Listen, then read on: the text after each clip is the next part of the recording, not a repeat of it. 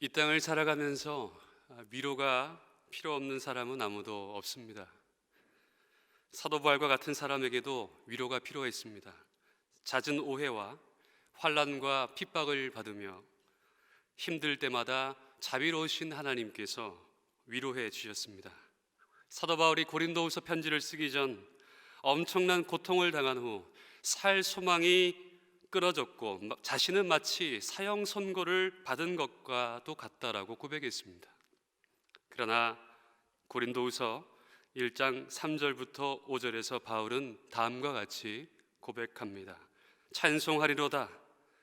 그는 우리 주 예수 그리스도의 하나님이시요 자비의 아버지시요 모든 위로의 하나님이시며 우리의 모든 환난 중에서 우리를 위로하사 우리로 하여금 하나님께 받는 위로로서 모든 환난 중에 있는 자들을 능히 위로하게 하시는 이시로다. 그리스도의 고난이 우리에게 넘친 것 같이 우리가 받는 위로도 그리스도로 말미암아 넘치는도다. 아멘. 이스라엘 백성들은 정말 하나님의 위로가 필요한 역사적 배경이 있었습니다.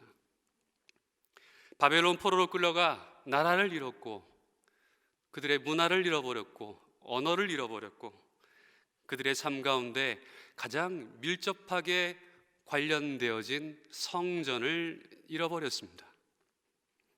그것은 그들의 신앙까지도 잃어버렸다는 것을 의미하는 것이겠지요. 이스라엘은 정말 위로가 필요한 백성들이었습니다. 그들보다 더욱 강력한 바벨론을 보았을 때 인간적으로 아마 이런 생각을 했을 것입니다. 더 이상 회복이 불가능하겠구나. 모든 게 다 끝나버렸구나. 아픔과 치욕의 역사요, 부끄러움과 수치를 느낄 뿐이었습니다. 이런 절망과 좌절 속에 빠져 있었을 때 그러한 백성들에게 메신저를 통하여서 내 백성을 위로하라, 그렇게 하나님은 선포하고 계시는 것입니다. 천상의 궁정에서 들려지는 소리가 바로 내 백성을 위로하라입니다.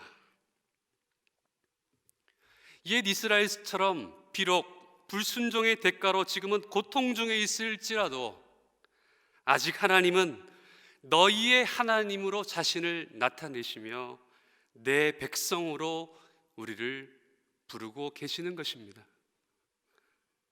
성경의 하나님은 멀리 계신 절대적 타자로서의 신이 아닙니다. 하나님은 진노 중에 있을지라도 내 백성이라고 부르고 계시기 때문에 그것이 위로가 되는 것이죠. 오늘날 우리의 삶에도 하나님의 위로가 필요합니다. 우리나라는 아픔의 민족, 한의 민족입니다. 일제강점기의 수모와 상처가 있는 나라요, 아직도 해결되지 않는 남과 북의 갈등이 있는 민족입니다. 여러분, 지금 전 세계가 코로나 바이러스로 사태로 인해 극심한 두려움과 공포를 느끼고 있습니다.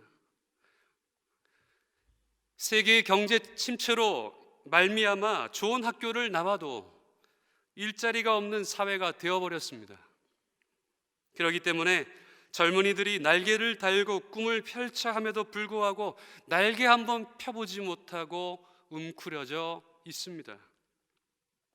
하나님의 소명을 받고 신학대학원에 힘겹게 들어갔는데 매년 쏟아지는 목회자들에게 더 이상 일자리를 줄 수 없는 것이 한국 교회의 현실이 되어버렸습니다. 여러분, 한국 사회는 하나님의 위로가 필요합니다. 우리 사회가 얼마나 많이 위로하기보다는 낙심하게 하고 절망하게 하고 비난하고 조소하고 손가락질하고 서로를 평가하고 있습니까? 따뜻한 위로보다는 경쟁을 부추기고 있습니다. 우리 자녀들에게 정말 필요한 것은 위로가 아니겠습니까? 여러분, 우리 자녀들이 실패해서 힘든 것이 아닙니다. 위로가 없기 때문입니다. 부모한테 맞아서 힘든 것이 아닙니다. 위로가 없기 때문입니다. 상처는 위로받지 못한 마음에서 생깁니다. 그것이 한국 사회를 병들게 한 것입니다. 그런데 오늘 말씀 속에서 외치는 하나님의 위로는 단순히 우리의 마음을 터치하는 그런 감상에 젖은 위로가 아니다라는 것입니다. 근본적인 면에서 우리 마음을 위로해 주시기를 원하시는 하나님의 위로의 말씀을 선포하고 계십니다. 여러분, 진정한 위로는 하나님만이 주실 수 있습니다. 오늘 본문 속에서 하나님은 그분의 백성들을 어떻게 위로하고 계실까요? 첫째는 죄사함의 위로입니다. 위로의 내용이 두 가지로 나타나는데, 바벨론의 포로 생활이 끝났다는 것과 죄악이 사함을 받고 용서함을 받았다라는 내용입니다. 여러분, 2절을 다 함께 읽겠습니다. 너희는 예루살렘의 마음에 닿도록 말하며 그것에게 외치라. 그 노역의 때가 끝났고 그 죄악이 사함을 받았느니라. 그의 모든 죄로 말미암아 여호와의 손에서 벌을 배다 받았느니라 할지니라 하시니라. 노역이 끝이 났다라는 희망의 메시지는 죄책감과 실패감으로 가득 차 있는 그들에게 이 복음과도 같은 소식이 선포된 것입니다. 이사야 53장에 보면 그는 우리의 죄악을 지고 고난과 고초와 아픔과 죽음을 통해 나음을 받고 씻음을 받았다라고 말씀합니다. 예수 그리스도 하나님의 독생자를 통한 형벌의 대가가 치루어졌다라는 것입니다. 그리스도의 죽음이 우리의 죄악의 대가를 치르셨기 때문에 우리를 하나님께로 친히 인도하고 계신다라는 것입니다. 2절을 보면 여호와의 손에서 벌을 배나 받았다라고 말씀합니다. 우리의 죄로 인하여 우리가 무엇을 지불한 것이 아니라 여호와의 손에서 형벌이 지불되었는데 죄 없으신 그분이 배나 받았다라고 그렇게 말씀합니다. 우리의 노력과 공로 때문이 아니라 그리스도께서 넘치도록 죄의 대가를 지불하셨기 때문에 우리에게 위로를 주시는 것입니다. 도스토옙스키가 쓴 지하에서 온 편지를 보면 인간의 진지함과 솔직함을 보여주는 글귀가 있습니다. 우리에게는 가장 가까운 가족 외에 다른 모든 사람들로부터 감추고 싶은 부끄러움이 다 있습니다. 그런데 더 자세히 살펴보면 가족에게도 감추고 오직 자신에게 감추고 싶어하는 부패한 모습이 있습니다. 그러나 한층 더 나아가 정말 자신을 꿰뚫어 보면 심지어 나 자신에게서부터도 감추고 싶어하는 변태적인 모습까지 있습니다. 여러분, 모든 사람들에게는 좀 더 솔직하게 가족들로부터 감추고 싶고 깊은 차원에서 보면 나 자신에게도 감추고 싶은 그런 죄의 모습이 있습니다. 얼마나 솔직한 표현입니까? 겉으로는 멋있고 신사처럼 보일 수 있지만 솔직히 자신의 내면을 들여다보니까 겹겹이 감추고 있는 부끄러운 모습이 있다라는 것입니다. 여러분, 바로 그것이 죄악입니다. 우리의 영혼까지도 꿰뚫어 보시는 그 하나님이 죄사함을 선포하고 계신다라는 것입니다. 이 사실을 깨달았던 사도 바울이 로마서 8장 1절 2절에서 고백하기를 그러므로 이제 그리스도 예수 안에 있는 자에게는 결코 정죄함이 없나니 이는 그리스도 예수 안에 있는 생명의 성령의 법이 죄와 사망의 법에서 너를 해방하였음이라. 우리는 나 자신에게로부터 숨기고 싶은 죄악이 있습니다. 우리는 얼마나 죄에 묶여있는 노예입니까? 바벨론의 포로와 같이 죄의 노예가 돼서 이리저리 끌려다니고 있지 않습니까? 누가 우리를 이 죄의 사슬로부터 자유케 할 수 있다는 말입니까? 우리에게는 폭력이 난무하고 중독이 있고 절망이 있고 아픔이 있고 괴로운 마음에서 누가 우리를 해방시켜 줄 수 있습니까? 예수 그리스도, 당신의 독생자를 통해 생명의 법이 죄와 사망의 법에서 우리를 구출하신 것입니다. 복역의 비참함을 느낀 자들에게 해방은 황홀한 그런 삶의 경험일 것입니다. 죄로 인해 절망해 본 자들은 그리스도 예수 앞에 있는 구원을 노래합니다. 오라, 나는 곤고한 사람이로다. 누가 나를 이 사망의 몸에서 구원하랴. 그렇게 절규한 자에게 비로소 구원의 감격과 기쁨이 있는 것입니다. 둘째는 우리에게 찾아오시고 다가오시는 주님의 위로입니다. 이사야는 광야와 사막과 같은 곳에서 하나님을 맞이할 준비를 하라고 합니다. 여러분, 광야는 아무것도 없습니다. 광야는 아무것도 의지할 것이 없습니다. 하나님만 바라볼 수밖에 없는 그 절망적인 그곳에서 하나님의 복음이 선포되었습니다. 이사야서 32장 15절을 함께 고백합니다. 마침내 위에서부터 영을 우리에게 부어주시리니 광야가 아름다운 밭이 되며 아름다운 밭을 숲으로 여기게 되리라. 이사야는 광야와 같은 곳에서 하나님의 대로를 평탄케 하라라고 말씀합니다. 광야 같은 인생길에 하나님의 대로를 어떻게 준비해야 할까요? 이사야 선지자를 통해 하나님을 맞을 준비를 하라라고 말씀합니다.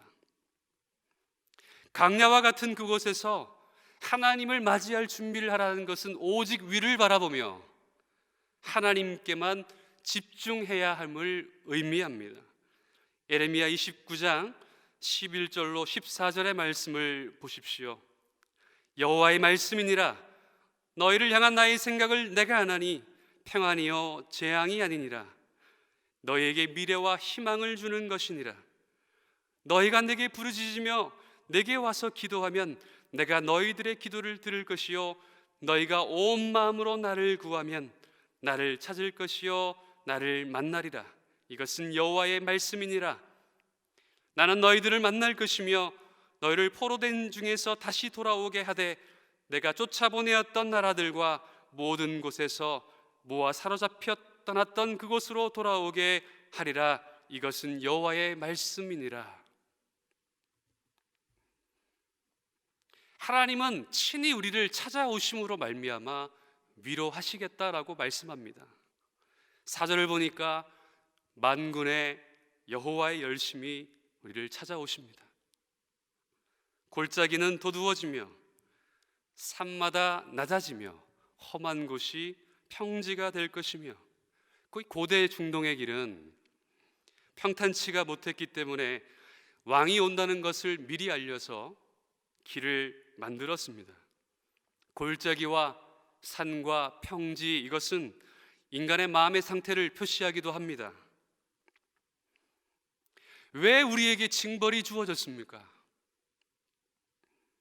하나님보다 더 교만해져서 하나님 없이도 잘 살 수 있다라고 그렇게 고집부리지 않았습니까?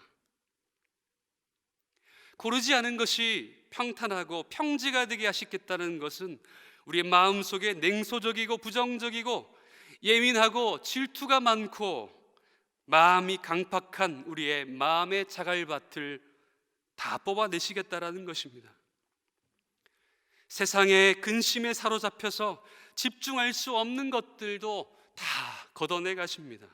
여러분, 광야가 바로 그 일들을 한다라는 것입니다. 골짜기는 도두어지며 산마다 낮아지며 험한 곳이 평지가 될 것이다. 여러분, 이것은 인간이 도저히 할 수 없는 일입니다. 인간이 무슨 능력으로 산을 낮출 수 있을까요? 이 일은 창조주 하나님만이 하실 수 있는 일입니다. 길을 내셔서 우리에게 길과 진리 생명 되어 주셔서 하나님은 우리에게 찾아오십니다. 만군의 여호와의 열심으로 우리 인생을 찾아와 주신다라는 것입니다. 여러분, 왜입니까? 왜 그렇게 주님은 열심을 가지고 우리를 찾아오실까요? 사랑하시기 때문입니다. 이 사실을 깨달은 시편 기자가 하나님께서 나를 이렇게 찾아주시기 때문에 내 평생의 인자하심과 정녕 나를 따르리니 내가 여호와의 집에 영원히 살리로다 라고 고백합니다. 내 평생의 인자하심이 나를 따르리니. 여러분, 이 따른다라는 단어는 굉장히 수동적인 단어처럼 보이지만 그러나 원어는 적극적인 의미에서 추적한다라는 뜻을 가지고 있습니다. 여러분, 하나님은 사랑의 추적자이십니다. 내 평생의 주의 인자하심이 나를 추적하리니. 나는 그분이 필요 없다고 도망치고 있었던 사람이었어요. 나 자신이 강팍해서 세상의 권세를 따라 살았습니다. 하나님 없이도 살 수 있다고 나 자신을 믿고 세상의 쾌락을 믿고 세상의 권력을 따라 살아갔습니다. 그렇게 하나님 없이도 잘 살 수 있다라고 했는데 하나님이 포기하지 아니하시고 당신의 백성들을 향해 추격하신다라는 겁니다. 그리고 그분의 사랑과 인자하심으로 마침내 자신의 것으로 만드시는 하나님이 계신다라는 것입니다. 여러분, 이곳에 예수 믿는 사람들 우리가 원해서 믿으셨습니까? 우리의 공로로 믿으셨습니까? 하나님께서 우리의 마음을 만져주시고 복음을 가지고 먼저 하나님께서 우리에게 찾아와 주셨다라는 것. 우리의 마음은 도망치는 사슴이었습니다. 그런데 강권적인 사랑으로 찾아오셔서 만군의 여호와의 열심으로 우리를 살려주셨다라는 것입니다.